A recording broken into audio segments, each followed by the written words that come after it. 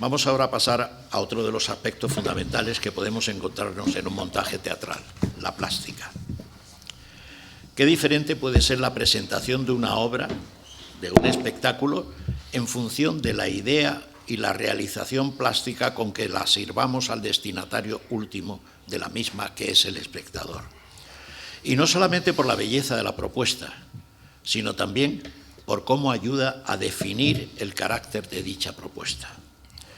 Pero que mejor para poder hablarnos de todo ello en relación a la barraca que Juan Manuel Bonet. Presentar a Juan Manuel Bonet es no solo un honor, sino una osadía por mi parte, porque su currículo es tan extenso y yo diría también tan intenso que creo que es un hombre difícilmente definible, a no ser que él me permita considerarlo eso que hemos dado en llamar un hombre del Renacimiento, aunque este Renacimiento sea aplicado al siglo XX. No haré más que leer un extracto de su extenso currículo. Juan Manuel Bonet es escritor y crítico de arte. Ha sido director del IBAN, del Museo Nacional Centro de Arte Reina Sofía y del Instituto Cervantes. Y yo creo que eso ya lo define totalmente. Presidente de la Fundación Archivo Rafael Cansino Sansen y del Comité Internacional de la Fundación Vicente Huidobro. Es autor de un diccionario de las vanguardias en España, 1907-1936, y de diversos poemarios recientemente agrupados en Vía Laberinto. Autor también del dietario La Ronda de los Días, de un libro sobre Ramón Gómez de la Serna, Ramón en su Torreón, y de varias monografías y ediciones críticas sobre artistas y escritores tan dispares como Rafael Alberti, Max Sau, Salvador Dalí, José María Eguren, Juan Gris, Martín Chirino, Pelayo Ortega o Miguel Galano, entre otros, por no aburrirnos. Ha comisariado exposiciones sobre el ultraísmo, las vanguardias argentinas, el constructivismo polaco, el surrealismo español y el latinoamericano, el exilio republicano, los indalianos, la generación abstracta y la de los 80, y retrospectivas de, entre otros, de Mariano Fortuny y Madrazo, Picasso, Juan Gris, Tarsila Amaral, Morandi, Ramón Gaya, etc. Además, ha comisariado exposiciones sobre fotógrafos, escritores, políticos, compositores. Yo no sé si le queda algo más a Juan Manuel que hacer, así que no les privo por más tiempo de escuchar su disertación sobre la barraca y sus artistas plásticos. Una vanguardia enraizada. Sí. Pues buenos días, encantado de estar aquí, en esta ciudad cervantina, y encantado de la invitación que me hizo Luciano García Lorenzo de participar, y además de participar presentado por Manuel Canseco tan cordialmente, y después de escuchar a María, que ya hemos estado en algunas cuestiones parecidas, ¿no? En algunas sesiones parecidas, concretamente en la Complutense, ¿no? Coincidimos hace poco. Luciano me pidió los plásticos. Yo en la última ocasión que había hablado sobre esto me habían pedido que hablara de uno y logré hablar de dos, pero hoy voy a hablar de 8 artistas. Y también vosotros sois filólogos o estudiantes de filología, pero seguro que alguno de estos artistas en algún contexto lo habéis visto. No son artistas, a lo mejor, no están Picasso, Miró o Dalí. Estamos hablando de una vanguardia que tuvo también sus conexiones internacionales y una presencia internacional debido a que París fue la capital a la cual muchos acudieron en sus años mozos, y luego París o Buenos Aires u otras ciudades fueron las ciudades de su exilio, porque antes Manuel mencionaba el exilio, pues yo efectivamente he hecho una exposición sobre el exilio y varios de estos artistas estaban en ella, ¿no? Voy a centrarme, ya digo, en 8 nombres, una suerte de who is who, que además se da el caso de que de esos 8 solo me faltaron por conocer personalmente a 3. Es decir, que la vida me llevó a conocer, en algunos casos muy, muy a fondo, porque hay gente que traté mucho, y en otros, en una ocasión, a 5 de ellos me faltaron, digamos, Benjamín Palencia, que algún amigo mío frecuentó, que podía haberlo frecuentado, pero no lo frecuentó. A mi amigo Kiko Rivas en concreto le hizo una muy buena entrevista en una revista donde yo escribía, a la calle, ¿no? Alberto tampoco lo conocí, entre otras cosas, porque Alberto jamás volvió de su exilio moscovita, y Alfonso Ponce de León había sido asesinado en el Madrid del verano del 36, el mismo en que su amigo Federico García Lorca, del otro lado, también fue asesinado.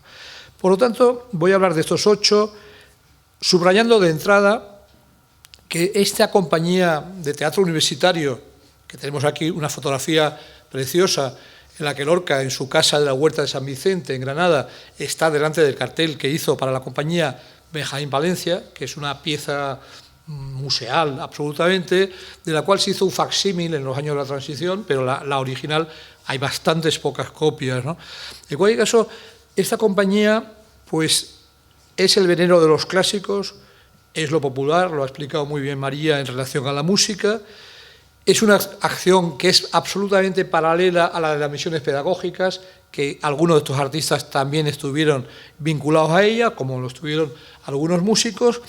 Es una tradición que la posguerra continuará, no voy a hablar apenas de ello, pero es una tradición que va hacia los TEU en la posguerra y va en concreto hacia también en el ámbito de las representaciones escénicas pedagógicas. Yo estudié parte de mi bachillerato en el Colegio de Estudio, y en el Colegio de Estudio pues se vivía eso a través del auto de Navidad de Jimena Méndez Pidal, que era alguien que estaba totalmente en esta tradición de recopilar, y los decorados mismos, pues después, cuando ya descubrí, por ejemplo, los decorados de Benjamín Palencia para Calderón y tal, pues tenían algo de eso, ¿no? Es decir, es una tradición que además el colegio la ha estudiado mucho, ha republicado cosas, ha publicado fotografías. Lo popular y lo primitivo, y el diálogo entre las artes, efectivamente. La idea de arte, de obra de arte total, no hay que olvidar que en el caso de Lorca estamos hablando de un creador que se mueve en la poesía, en el teatro, en el ensayo, que se mueve, como se ha explicado muy bien, con soltura en el campo musical, con esa frase de Falla, que es realmente ponerle un verdadero diploma de alguien que sabe perfectamente de lo que habla, pero es que no hay que olvidar tampoco la tercera dedicación de Falla, que es la plástica. Siguiendo un poco, y mucho incluso, el ejemplo francés de Jean Cocteau, que es alguien que estaba absolutamente en la mente de toda la generación del 27 y aledaños, pues Jean Cocteau había empezado a publicar sus dibujos.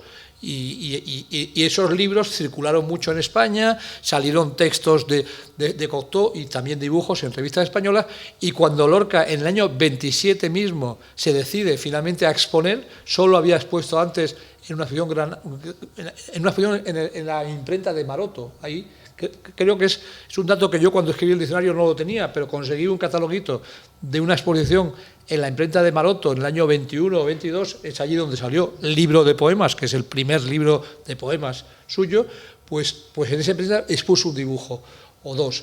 Después vino una exposición en la Galería Dalmau, que era la galería que había lanzado a Miró y a Dalí, y gracias a Dalí y a la gran cercanía que tenía Lorca con la intelectualidad catalana, en el 27 Dalmau le dedica una exposición, que viene una lista de los padrinos, digamos, de la exposición, que es espectacular. Y esa exposición tiene un impacto, es uno de los pocos poetas pintores que exponen en esa época. Alberti también lo había hecho en el Ateneo, Jiménez Caballero expuso sus carteles literarios, uno de ellos dedicado a Lorca. Hay un Moreno Villa, era a la vez pintor y poeta, pero Lorca, digamos, va a ser quizás el que consiga colocar, bueno, en esa misma galería de Dalmau, Jiménez Caballero también había expuesto sus carteles, pero los dibujos de Lorca son de verdadero impacto. Luego, en Granada, en una colectiva, volvió a exponer y ahí se acabó su presencia pública. Hoy sus dibujos están en los museos, están en las fundaciones. Mario Hernández los ha estudiado absolutamente a fondo. El primer artista del que hay que hablar es Benjamín Palencia. Aquí enseño, precisamente, Maroto. Esta imagen es interesante porque es un dibujo publicado por Maroto en el año 30, cuando no existe todavía la barraca, que se va a crear 2 años más tarde, en su libro La Nueva España 1930, que es un libro publicado en el 27. Me estaba liando con la fecha. Él está imaginando que va a haber una España nueva y republicana en la cual todo va a ser muy distinto. Y una de las cosas que propone es, curiosamente, lo que Lorca realizará, la barraca del arte, en este caso es del arte, pero tiene mucho que ver, ¿no? Benjamín Palencia es un hombre que había nacido en una pequeñísima localidad de La Mancha, tierra que va a reaparecer bastante en el tema barraca y en el tema en general de los artistas de vanguardia implicados en ella. La Mancha como un territorio, el territorio cervantino, de donde son naturales varios de los artistas. Maroto era de un pueblo de la provincia de Ciudad Real, Benjamín Palencia era de Barracs, en la provincia de Albacete, Gregorio Prieto, que no sale en esta historia, pero que era muy cercano a Lorca, era de Valdepeñas, también provincia de Ciudad Real, y Miguel Prieto, que sí sale después como un continuador de la acción por el Guiñol de Lorca, pues era también de una localidad de la provincia de Ciudad Real, es decir, que esa provincia tiene bastante que ver.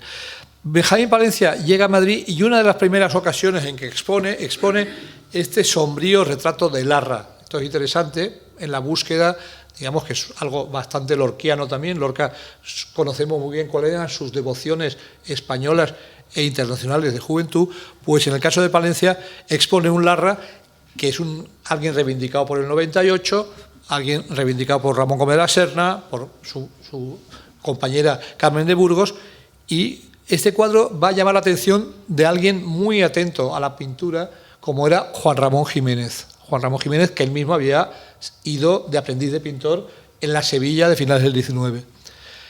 En el año 23, Juan Ramón hace una preciosa colección donde salió el primer libro de Pedro Salinas, que se hablaba antes de Salinas, pues ahí salió el primer Salinas, el primer Bergamín, y el único plástico que saca un libro en la colección es Palencia, con este libro de niños, y veis aquí una fotografía de él, en el campo, una viñeta literaria de Juan Ramón Jiménez, la tipografía excepcional de la colección en cuestión. Lo vamos a seguir encontrando en el ámbito juanramoniano cuando en el 25 Juan Ramón, que había empezado a publicar al 27, antes de pelearse después, los había publicado en la revista Índice en el 21.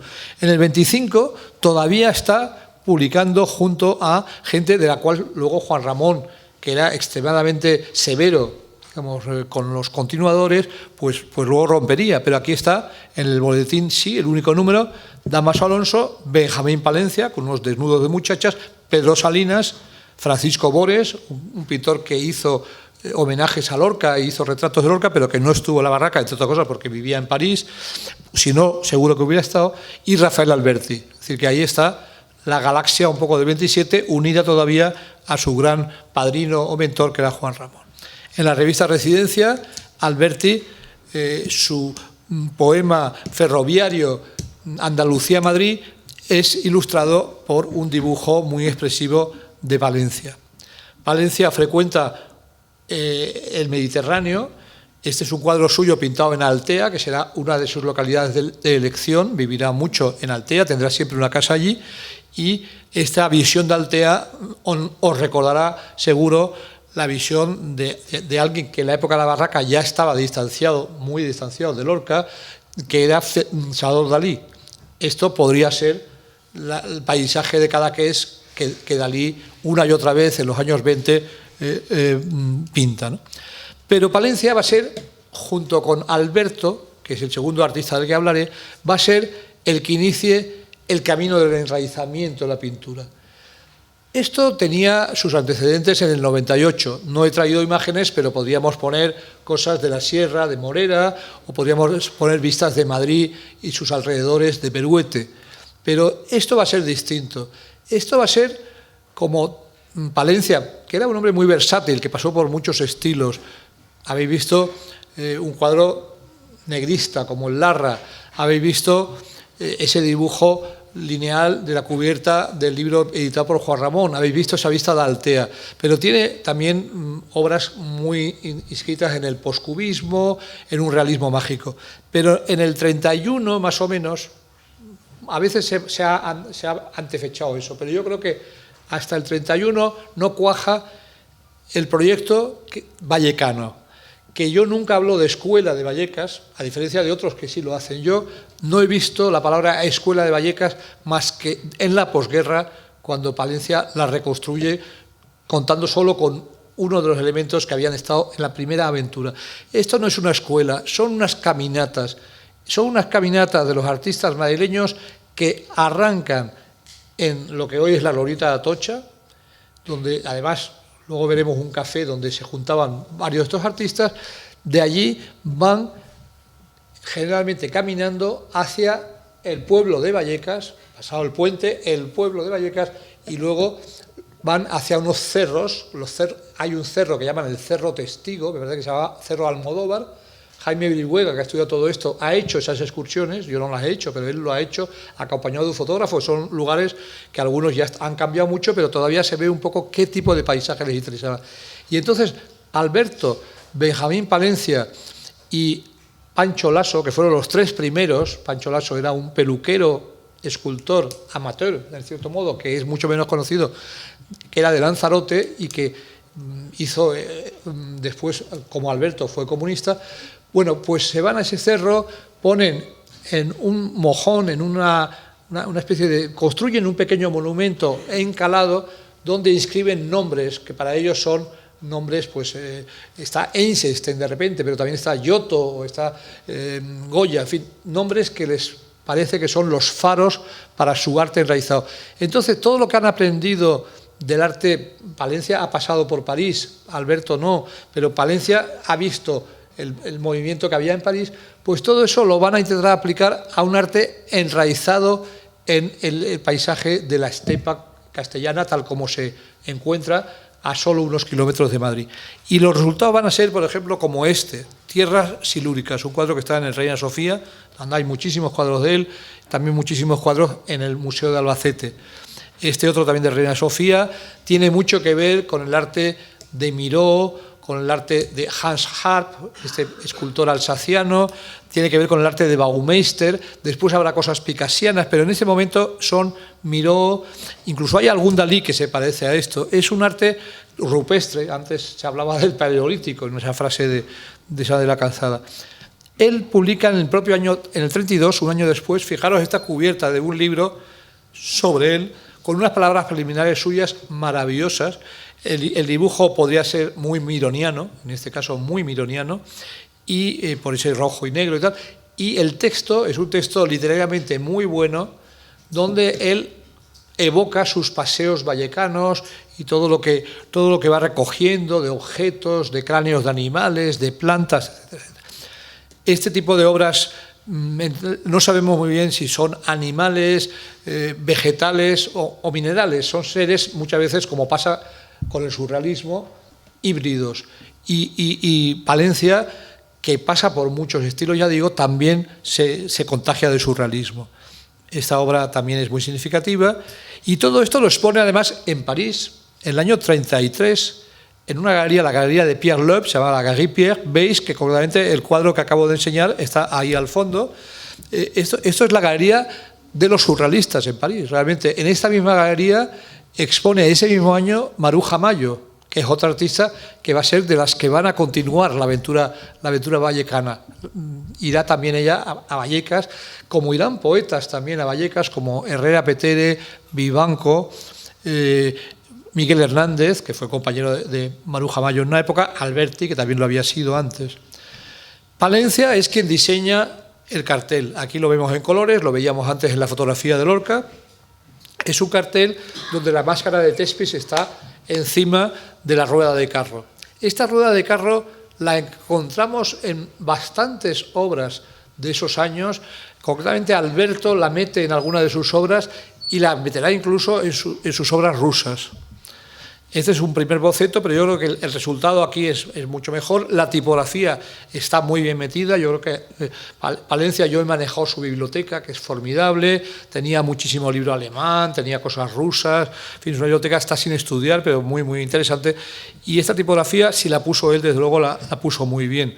Aquí un boceto previo que no se utilizó, y aquí la insignia que veis en esta cosa que se cosía, digamos, hecha en fieltro, y una especie de collage de fieltro que se cosía en el mono azul de los barracos, como los llamaban, ¿no? Que a mí siempre me ha gustado mucho eso de los barracos, igual que los miembros del Gatepac, que eran los arquitectos de vanguardia, los arquitectos funcionalistas españoles le llamaban los gatepacos, que era Grupo de Arquitectos Técnicos Españoles para la Arquitectura Contemporánea.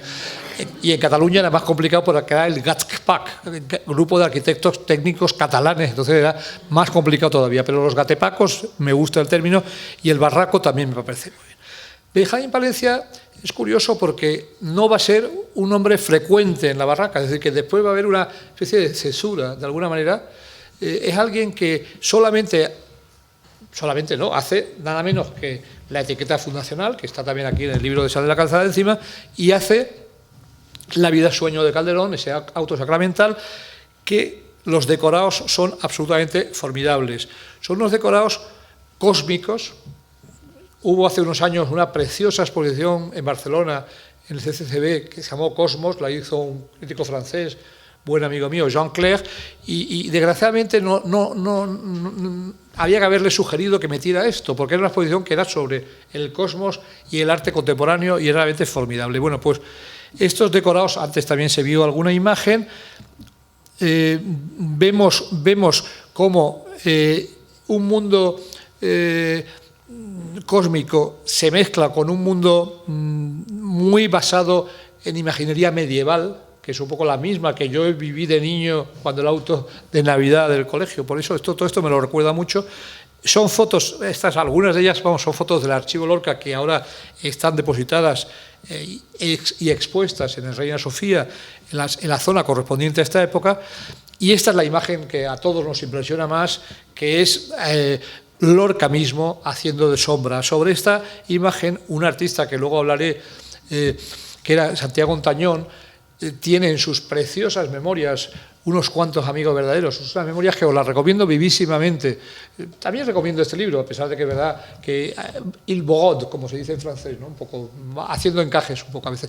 Pero las memorias de Santiago Ontañón, muy poco conocidas, son memorias dictadas a un periodista, José María Moreiro, y prologadas por Alberti con una cubierta de Alberti. Es un libro que vale 2 duros, o sea, 2 euros, o 4, no vale muy caro en internet. Y es un libro que no está reeditado, pero se encuentra. Y en ese libro tiene una frase colosal al respecto, en la que dice, bueno, la verdad es que Lorca como actor pues no nos convenció en general mucho, y además se empeñó en ir de sombra y se disfrazó que parecía una viuda tibetana.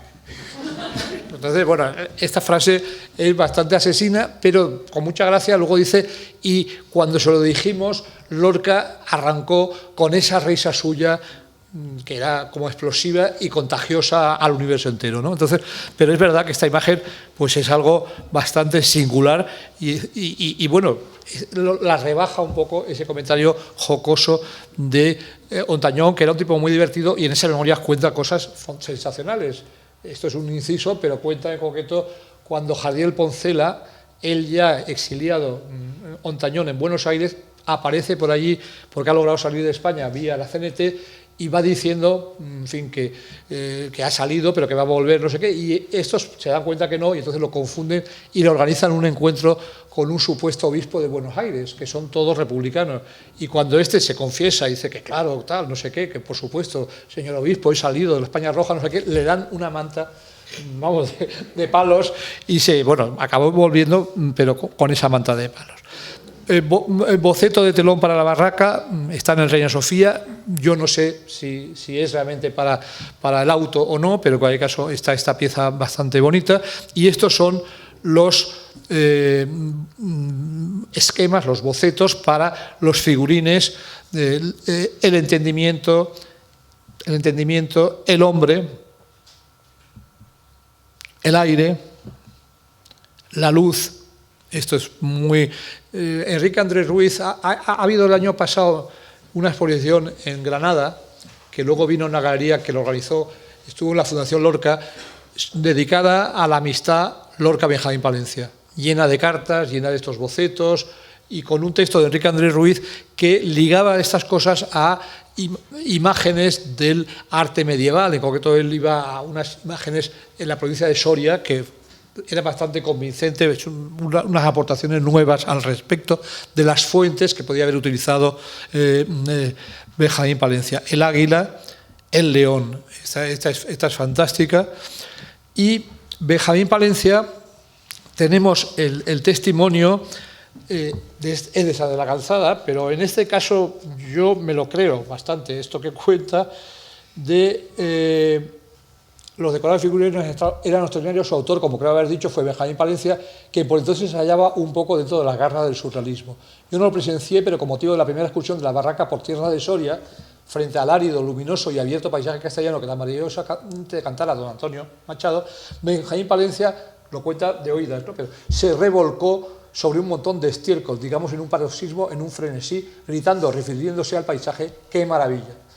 Esa imagen de Palencia me la creo bastante porque el texto que os evocaba antes, a propósito de esa monografía del 32, todo lo que cuenta es una simbiosis tal con la naturaleza, va encontrando excrementos, lo dice, va encontrando esqueletos, va encontrando cardos, en fin, todo le vale para la síntesis que quiere hacer. Aquí tenemos al segundo artista pintado precisamente por Palencia. Es un retrato formidable. Alberto era toledano, Ancha también, aunque Toledo era de Toledo capital, hijo de panadero, panadero él mismo, un hombre de origen muy humilde que poco a poco fue alcanzando la categoría de artista. Ya en la mili que hizo en África ya apuntaba, y en los años 20 de repente se profesionaliza a través de una figura muy cercana a Lorca como es Rafael Barradas. Alberto, su esencia está captada en este retrato de Palencia, que está en el Museo de Albacete, ese hombre enjuto, y lo rodea, lo convierte casi en un elemento más de este paisaje. Otra visión de Alberto, retrato de Alberto por Palencia, también del 32.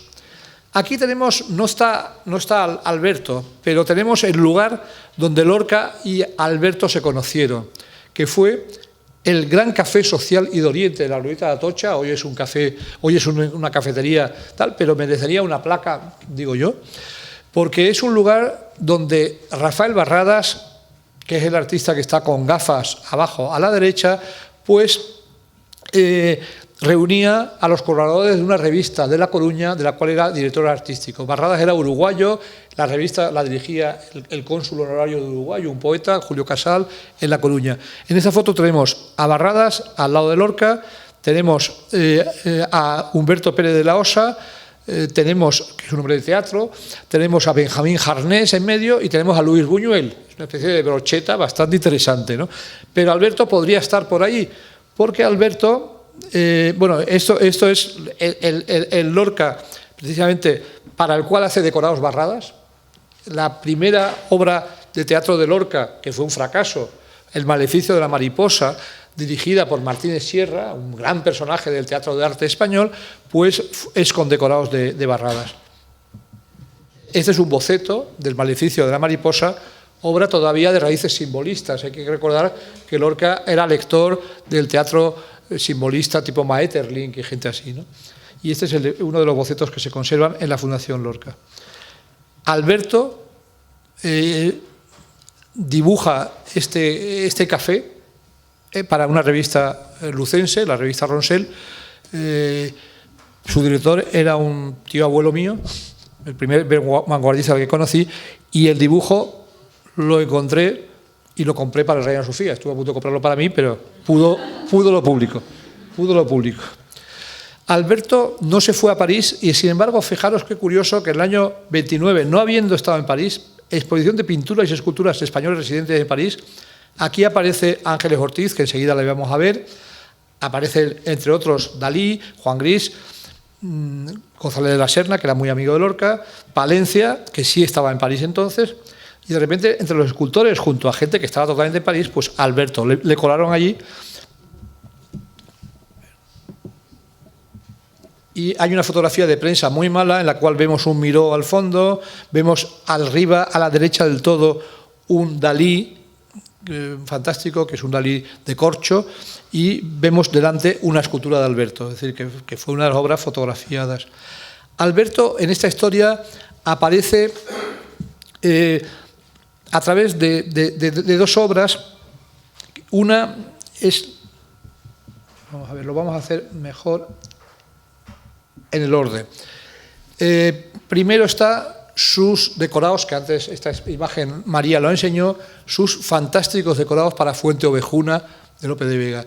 Esta es una fotografía de la barraca en acción en Ciudad Real, en la que vemos un decorado que se ha perdido, desgraciadamente, pero vemos una escultura suya muy característica representada. Es decir, no es la escultura, sino que es su representación, esa especie de tótem erguido que prefigura de alguna manera ese tótem, el que erigirá en París, en la exposición del 37, en el pabellón donde se va a exponer el Guernica. Por lo tanto, Alberto aquí consigue un extraordinario efecto de acercamiento a ese paisaje que le obsesiona, que es el paisaje de La Mancha. Aquí tenemos una fotografía de otra representación de la obra o de otro acto, digamos. O sea, claro, todo esto lo tenemos que imaginar. Lo otro es el fin de fiesta, como decía María. En este caso, pues es otro acto y vemos una serie de pinturas que están muy directamente metidas en el estilo pictórico de él. Lo que sí se conserva en Reina Sofía es este proyecto de decorado para Fuenteovejuna, que es fantástico, y este otro que es el inspirador un poco de lo que hemos visto antes. Y lo he puesto, vuelvo un poco atrás en mis imágenes, porque esto tiene que ver con una obra que mentalmente todos asociamos a la barraca, que es la Romería de los Cornudos, pero la Romería de los Cornudos no es barraca. Sin embargo, el decorado, la primera vez que lo vi, fue en la exposición sobre la barraca de la Galería Multitud, que hizo en el barrio Salamanca, una preciosa exposición. Un trozo del decorado estaba puesto ahí y mentalmente tenemos que atender a pensar en eso. Esta obra, Gustavo Pitaluga había compuesto, o la había empezado a componer para la Argentina, para los ballets español de París de la Argentina, pero finalmente fue la argentinita la que la representó en Madrid, el mismo año que Fuenteovejuna había empezado su circuito por los campos de España. Bien, esta obra es colosal hasta el punto de que es que mide 18 metros. Yo fui quien la incorporó a Reina Sofía, donde solo se ha expuesto entera una vez. El otro día veríais en la prensa que una turista se metió dentro de un trozo y arrancó sin querer un trozo y hubo todo un incidente, parece que felizmente resuelto, pero me llamó la atención ese hecho. El caso es que esta pieza estaba en poder de Pilar López, un personaje que seguro que habéis conocido, que era formidable. Hablando de pianos de Lorca, en su casa, no sé dónde estará, pero estaba el piano donde, según decía ella, Lorca, cuando venía a ver a su hermana, tocaba ahí el piano. Yo no sé dónde grabaron, no me acuerdo ahora mismo dónde se grabó el disco. Ese es un disco que es un objeto de deseo que nunca se ve, pero que ahí está, con una imagen de la Argentinita en la portada y un dibujo de Lorca sobreimpreso y luego dentro un disco de pizarra, ¿no? Bueno, pues ese piano estaba allí y estaba la biblioteca de Sánchez Mejías al lado. O sea, pero yo iba a por el telón, empecé a verlo, se desplegaba, bueno, quedamos, empezamos a hablar de precios, fue todo muy pintoresco. Lo expusimos en la exposición que le dedicamos a Alberto, que la hizo Jaime Brihuega y Concha Lomba, hicieron una magnífica exposición al respecto. Cuando lo trajo Pilar López, que vino con el antiguo gerente de Pasapoga, que era personaje como de película de José Luis García, personaje genial, pues vinieron con una bolsa del Corte Inglés, una obra que costaba 30 millones de pesetas. La bolsa del Corte Inglés la empezamos a abrir en el taller de restauración, no cabía, nos tuvimos que subir a la sala vacía más grande donde se podía desplegar, salieron 18 metros de aquel tal, más trozos complementarios y tal, y allí lo restauraron y allí la exposición estaba en otra planta, pero para ver eso desplegado. Jaime Brihuega estaba absolutamente emocionado, vino el día que lo trajo Pilar López, y dijo una frase muy acertada, dijo: este telón es lo más enorme de formato que se ha hecho en clave vallecana. Es decir, Alberto aquí realizó su obra de arte más completa, en la cual veis que están las mismas ruedas de carro que Valencia utilizó como símbolo de la barraca, y todos esos animales y todos esos desmontes y todos esos colores y muchas cosas que a mí me recuerdan estilísticamente. Ese día lo tuve muy claro cuando empecé a verlo de cerca. Me recuerda, aquí tenéis, creo que este es el trozo que se agarró porque la turista se había subido a la tarima, cosa que que no tenía que haber hecho, claro. Pero este es el trozo que me parece que está expuesto ahora. Pero muchas cosas a mí me recuerdan. Delante han puesto un figurín, precisamente, realizado, vamos, de verdad. A mí me recuerdan muchos elementos el estilo de Rafael Barradas. O sea, es Vallecas, pero es también el ultraísmo o vibracionismo de Barradas. Otro detalle de este fantástico. Pitaluga, esta partitura no se publica en la época, se publica en la posguerra. Fijaros que ni siquiera en cubierta, aunque el dibujo es de Lorca, pero claro, era comienzo de los 60, pues la editorial no puso el nombre de Lorca, dentro me parece que sí está puesto, pero esta es la partitura que existe al respecto. Y esta es una representación reciente donde el Reina Sofía precisamente prestó ese fondo que tenemos aquí, se realizó en la Fundación Juan Marc.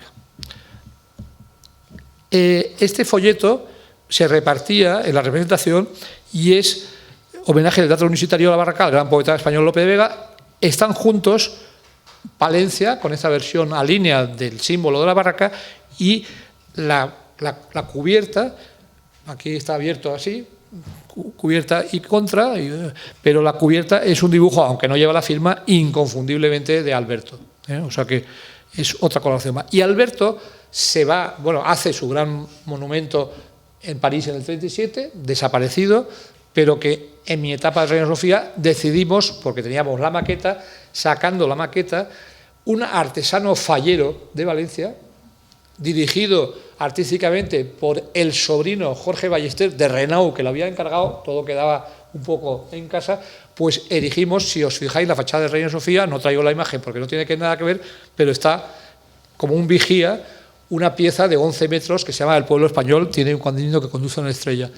La vida condujo a Moscú a Alberto, tuvo un destino complicado, fue profesor de los niños españoles, que se marcharon allí, muchos de ellos antes del final de la guerra, de hecho él llegó también antes del final de la guerra, tuvo que ser evacuado de Moscú cuando los grandes bombardeos, fue hacia el Asia Central Soviética, tuvo que estar metido sobre todo en cosas de escenografía. En la época de Stalin su arte no era entendido por sus correligionarios y poco a poco el deshielo de Khrushchev hizo que, vamos, y luego tuvo una vida, digamos, más activa. Él, no sé si la habréis visto, pero os la recomiendo en YouTube, me parece que está, o si no en videotecas, el Don Quijote de Kozintsev. El Don Quijote de Kozintsev yo lo vi porque el productor de Franco la trajo en un acuerdo comercial, el mismo que difundía aquellas películas de Rafael Gil sobre Franco y tal, o la de, ¿cómo se llama? No, Sanz de Heredia sobre Franco, pues él mismo trajo eso de Moscú y los niños españoles del año 66, la película del 59, creo que en el 65 o 66, yo la vi, me parece que allí en la calle Atocha, y es una película formidable donde se inventó la Mancha en la estepa rusa. Él convirtió y metió elementos de este telón y de los de Fuentevejuna. Allí vemos ruedas de carro, vemos esos carros con esos especies de cierres muy curiosos. Y este es un cartel que lo tuve en mi exposición del exilio, es un cartel para la casa de Bernarda Alba de Lorca, o sea que la memoria de Lorca siguió muy presente en su caso. Esta imagen ya la ha puesto antes María, es el tercer artista, Manuel Ángeles Ortiz. Yo pasé una tarde con él entrevistándole cuando hizo la exposición de su retorno a España de alguna manera, pero nunca volvió, empezó a volver en los 50, pero nunca se estableció. Él vivía en París, en la calle del Odeón, al lado del Teatro del Odeón, un sitio maravilloso, una casa del siglo XVII. Este hombre era de Jaén, granadino adoptivo, amigo de Lorca desde la infancia y adolescencia, del mismo círculo, del mismo café, de las mismas iniciativas de poner azulejos a Teófilo Gautier o a quien tocara, o a Pedro Soto de Rojas. Cartel que Lorca mismo dice que el cartel cubista fue un escándalo, fue probablemente un succès de scandale en ese sentido, cartel preciadísimo también hoy. Hay varias versiones, esta que también la vimos antes es una de ellas. El motivo es cubista, pero es sobre todo ultraísta o cubofuturista, es una mezcla y es popularista. Es 27ista avant la lettre. Es lo mismo que va a hacer Lorca con el primer romancero gitano o con el poema del Cantejondo. Es eso, y en ese sentido no es extraño que fuera uno de los mejores amigos de Lorca, porque es que compartían realmente una visión de ese primitivismo de lo hondo. Él, en esa misma entrevista que yo le hice para la revista La Calle y en otros sitios, se definía como un pintor hondo. Era su ánimo era ese. El cartel tiene todos los tópicos que pueden ser imaginables, ese corazón, esas flechas, esas estrellas, la guitarra, la copa, la botella, todo. Muy bien compuesto y tipográficamente muy singular. Él también había retratado a otro músico, guitarrista y compositor, que está rescatado. La Junta de Andalucía editó sus obras en un CD, que es Ángel Barrios, que es un personaje que era hijo de un tabernero, y tabernero él mismo, guitarrista, compositor, etc. Y retratado también en clave cubista, un año antes por Ángeles Ortiz. Ángeles Ortiz en París tocaba la guitarra, cosa que también hará Hernando Viñes. Hernando Viñes daba clases de flamenco para vivir. Me lo contó un notario que es el que más actúa en favor de la memoria de Hernando Viñes. Ángeles Ortiz llega a París con cartas de recomendación de Falla para 3 personas. Una era una promotora musical, otra era para Picasso. Picasso se entendió de entrada con este hombre amante de la guitarra, amante de lo hondo, etcétera, y realmente se entendían muy bien en ese sentido. Y si os fijáis, la pintura que hace en esa época incorpora el motivo de la guitarra, motivo muy español que ya había utilizado mucho Juan Gris, que también tenía un pasado de ilustrador simbolista y que tiene una guitarra como ex libris de Manuel Machado cuando todavía era simbolista. Lorca y Ángeles Ortiz están vinculados al mundo de los títeres granadinos, los títeres de Cachiporra, y en ese sentido es interesante ver que Falla le había también enviado a Ricardo Viñes, el maravilloso pianista, amigo de Satie, de Ravel, de Debussy, que estrena a todo el mundo. Y entonces, en ese momento, Ángeles Ortiz va a actuar como alguien muy vinculado al mundo de la escena, va a colaborar con los ballets, no rusos, pero con los ballets de Etienne de Beaumont, que era un promotor, un mecenas, y va a hacer decorados para Erik Satie, precisamente, y para Francis Poulenc. Pero lo más importante que va a hacer es para Falla, estrenado en París, en el palacio de la Princesse de Polignac, el retablo de Maese Pedro, ese episodio sacado por Falla del Quijote, donde toda la acción gira en torno a un espectáculo de marionetas. Por lo tanto, continuidad con las marionetas lorquianas, incorporación de Hernando Viñes, por ejemplo, aquí en el programa de mano, es de Hernando Viñes, e incorporación de Hermenegildo Lanz, que es un creador de títeres. También pintor, pero es el que hace las figuras del guiñol del retablo. Aquí tenemos su representación en Ámsterdam, con, de nuevo, el de 26, de nuevo, de la de París no tengo foto a mano, no se suelen reproducir estas del 26. En esta aparece Buñuel, que fue el director escénico. De personajes hicieron muchos de los pintores del 27, amigos de Ángeles Ortiz, y en esta foto por algún lado está Buñuel. Ángeles Ortiz, toda su vida que fue en el Madrid y la Barcelona republicanas entre el 31 y el 39, después exilio en París, en Buenos Aires, en París, vueltas periódicas a España. Aquí le tenemos retratando a Lorca en el 25, aquí le tenemos en París con Picasso en casa de los Beaumont, fotografiado nada menos que por Man Ray, foto que está en el Reina. Aquí le tenemos con otros pintores, en concreto está también Benjamín Palencia. Ángeles Ortiz es el del centro, de blanco, es como figurando que son un cuadro que se ha vendido, los pintores de la Escuela de Montparnasse. Bien, Ángeles Ortiz con la barraca en concreto, sabemos que hizo el decorado del retablo de las maravillas de Cervantes, y esta es una fotografía en la que está Jacinto Higueras, entre otros actores. En algún sitio, pero en general la veo reproducida como retablo de la maravilla. En algún sitio se indica que es de la Guardia Cuidadosa, pero en fin, a veces todavía tenemos por fijar, pero yo creo que en las últimas veces que se ha publicado se ha insistido en Ángeles Ortiz. Es una representación, en cualquier caso, que, como veis, el emblema, la barraca, lo solía poner delante, siempre en el escenario. La concha del apuntador. Sí. Ángeles Ortiz, además, en esos años republicanos, antes de la guerra y del exilio, había retratado al granadino Fernando de los Ríos, que fue el gran protector de la Barraca, amigo de Lorca desde los años 20. Y Ángeles Ortiz, a sus vueltas a España a partir del 59, la van a inspirar visiones del Albaicín como esta. El siguiente artista a hablar es Ramón Gaya, al cual traté muchísimo a partir de una exposición que hizo en la Galería Multitud, para la cual le entrevisté. Fue realmente alguien muy cercano, era alguien de un carácter bastante difícil, decía muchas veces lo que opinaba de cuadros que tenías en casa, pues esto tal, no lo has escondido, pero en fin, a mí no me gusta nada, en fin, ese tipo de cosas. Era alguien extremadamente severo consigo mismo y es de las gentes, digamos, de esa época que he conocido, que más me ha interesado conocer y que más he aprendido, porque Ramón Gaya tenía una visión, era no solo pintor, sino también poeta y ensayista, con un libro extraordinario sobre Velázquez Pájaro Solitario, donde juega con San Juan de la Cruz. Él hizo los decorados que están en la Fundación Lorca, que los ha depositado en el Reina, del entremés, los dos habladores de Cervantes, y veis la pureza de este boceto o de este otro. Va muy en cosas que dice aquí Sanz de la Calzada. En algunos casos dice, no había decorado, había más figurines, el decorado era muy sencillo, muchas veces era, pues eso, un ángulo.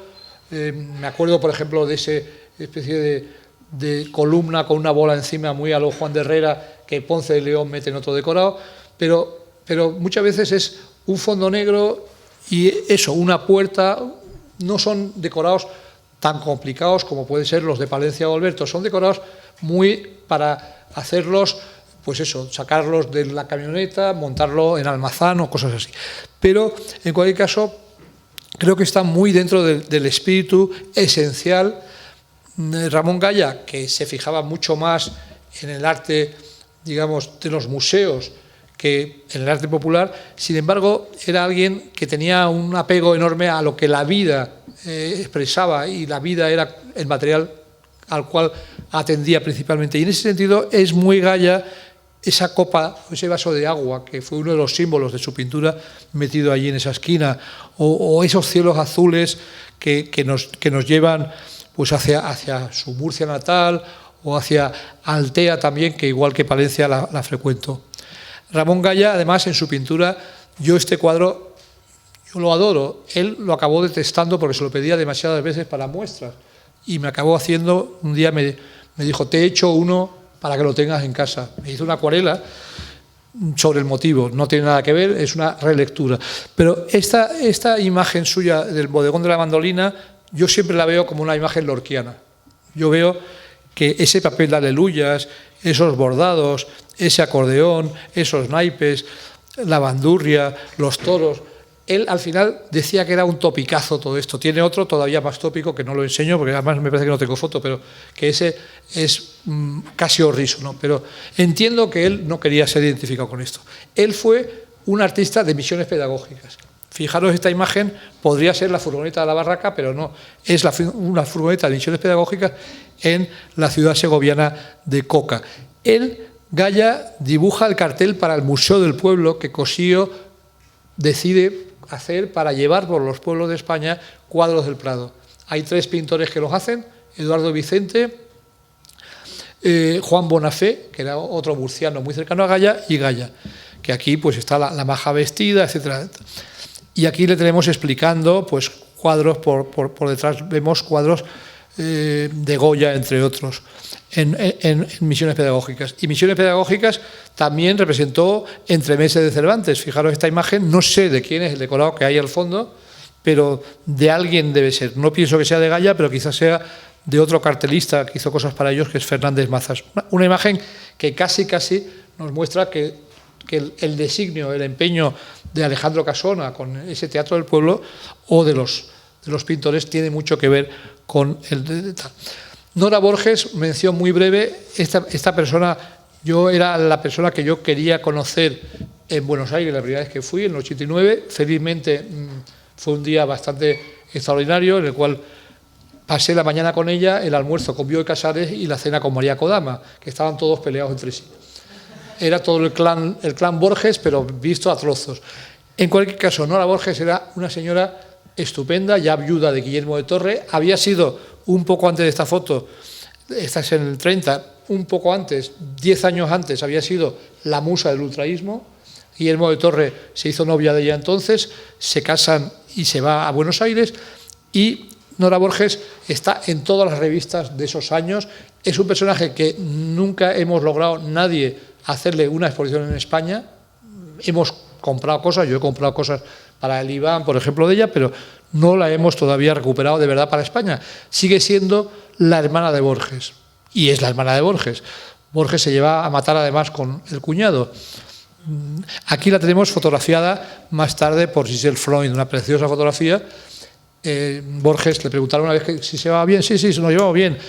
Yo soy ciego y él es sordo, nos llevamos estupendamente. Pero era un personaje extremadamente interesante, que además luego fue el primer ordenador de las completas de Lorca, la que manejamos en Losada, la ordenó Guillermo de Torre, aquí retratado por ella, cuadro absolutamente precioso, ¿no?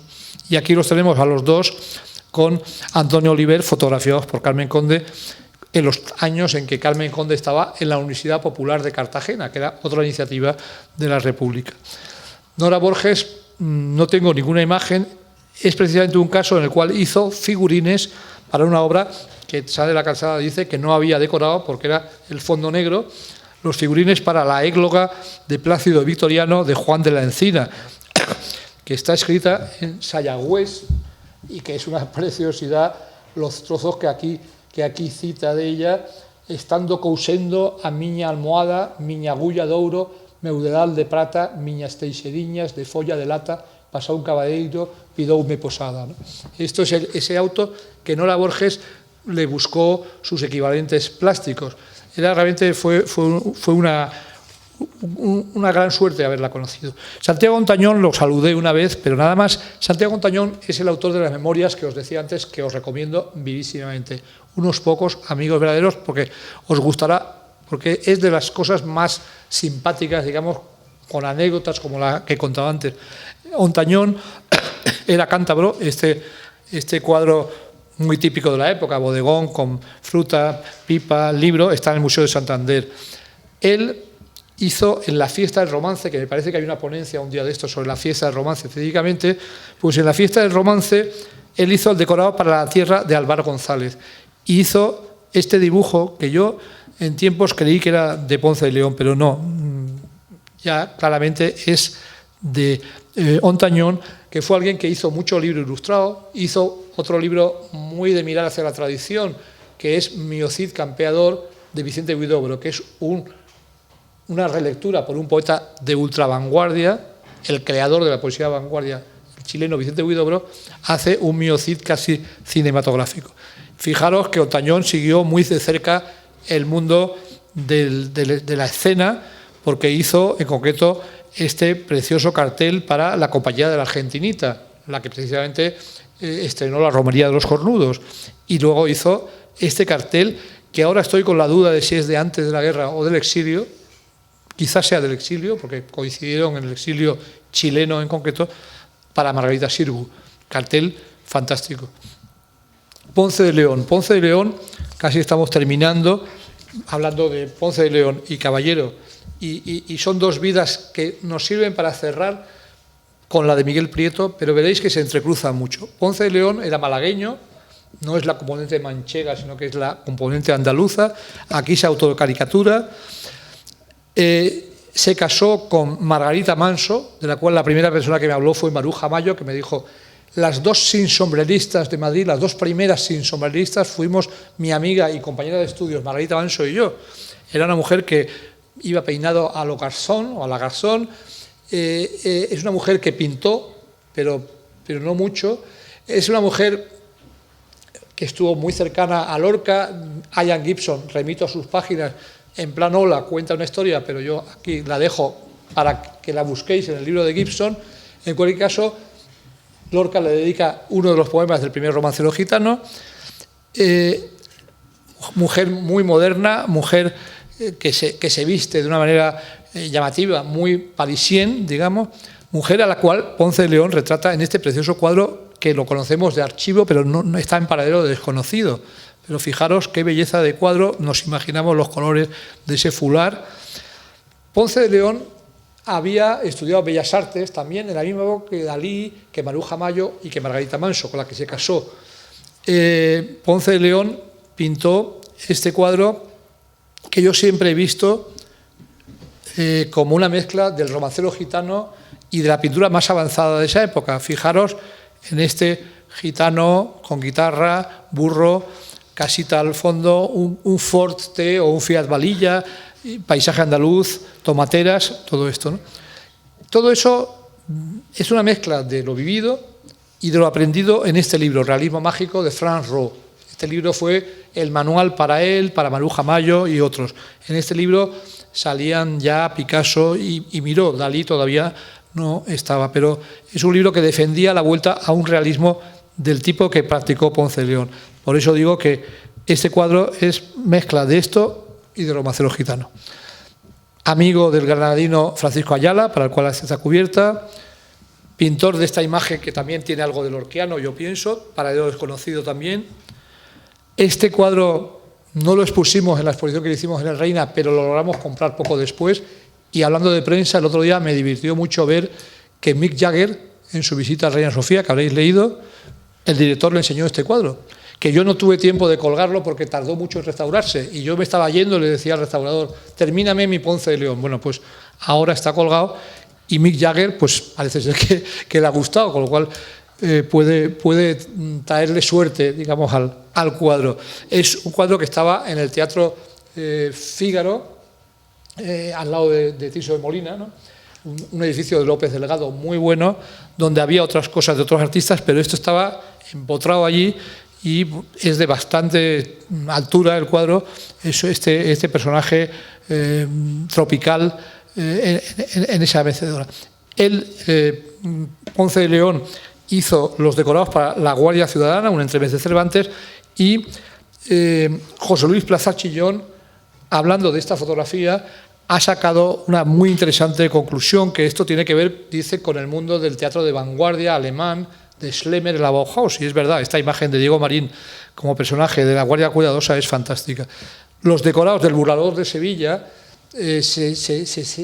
no se sabe si se realizaron, se dice que, dice de la Calzada, que más bien eran poco decorados, que lo que hizo sobre todo fue figurines, de nuevo eso, pero se conservan, sin embargo, en el Reina, depositado por la Fundación Lorca, de la Capilla del Comendador, y fantástico, de una calle de Sevilla.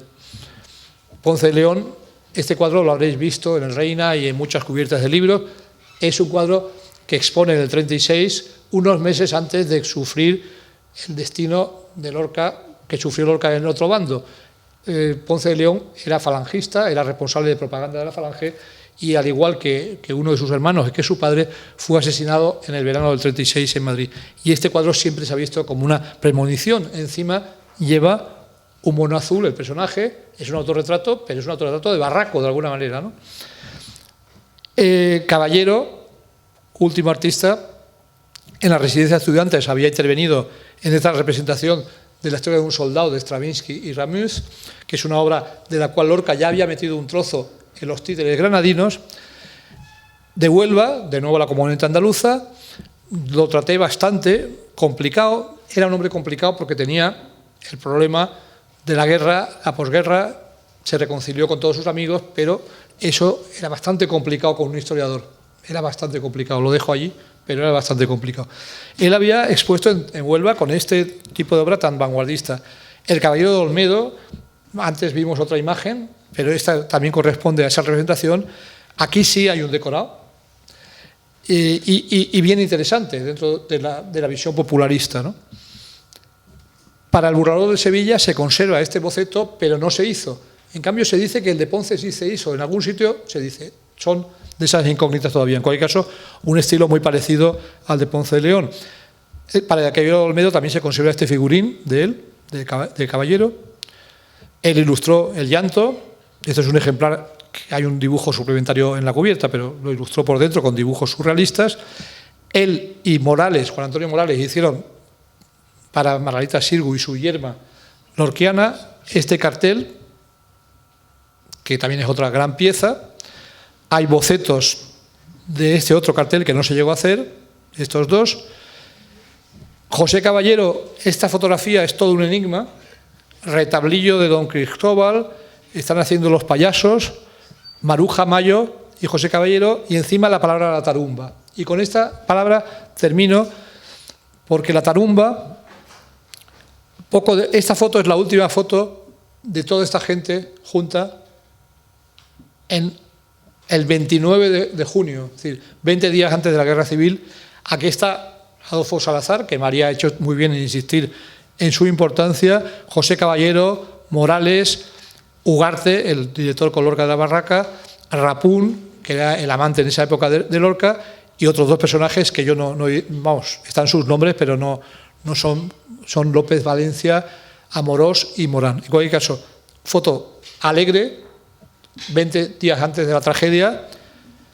Juan Antonio Morales, mando republicano, ilustra el romancero gitano, este cartel de mujeres trabajando y este famosísimo cartel que le podía haberle condenado a muerte, este cartel, porque fue un cartel que hicieron los republicanos para caricaturizar a los rebeldes. Esta es una foto en la cual el cartel está en una pared. En la posguerra le ayudaría a su amigo José Caballero, como pasó en el mundo del cine, que hubo muchos comunistas que luego fueron ayudados con falangistas que ellos habían ayudado, en fin, lo que son las guerras.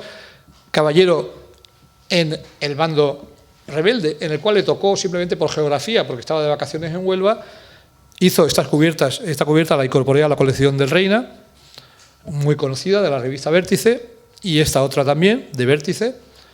Veis que es el mismo estilo que sus decorados, no hay diferencia, pero está al servicio de otra causa. Crea la tarumba. Claro, esa inscripción puede estar puesta después, pero ya la tarumba, ellos hablaban ahí en esa foto, ¿no? Aquí la tarumba es Teatro de la Falange, en Huelva, y luego se lo traspasará al genial Luis Escobar, que lo desarrollará durante la guerra y después tendrá una activísima presencia en el mundo de la escena. Fijaros esta imagen, la verdad que la he encontrado estos últimos días, con lo cual no la tengo muy estudiada, pero no recuerda lo de abajo, los decorados de Benjamín Palencia, que no son de Benjamín Palencia, porque Benjamín Palencia pasó la guerra semienterrado en Madrid, oculto, y reapareció luego como artista bastante oficial. Pero este decorado me intriga bastante, porque este episodio de la tarumba falangista, seguro que los especialistas tendrán cosas que decir. Yo no soy especialista en escenografía, pero este decorado me incita a saber más. La tarumba, hubo otra tarumba en la República, es decir, en la República en guerra. Miguel Prieto, este pintor que mencioné antes, que era manchego también, llevó a los frentes su tarumba y en ella estaba el retablillo de Don Cristóbal con estas marionetas que son de Miguel Prieto, pero que podrían ser de Hermenegildo Lanz. Caballero, en la posguerra, volvería poco a poco sobre la figura de Lorca, hizo decorados espléndidos para bodas de sangre, en concreto en Spoleto y luego en Madrid. Retrató a Lorca con el mono de Barraco, un cuadro que se había perdido, lo había pintado antes de la guerra, según parece, y lo retrata en el año 54. Bueno, aquí lo dejo. Veis que esta aventura, antes lo dicho, tuvo una continuidad posguerra con algunos personajes. Los Higueras en concreto continuaron, muchas de las personas que habían actuado en la Barraca se quedaron, otros se marcharon al exilio, pero es bastante curioso terminar, digamos, con Caballero, Morales, Prieto, dos tarumbas. Muchas gracias.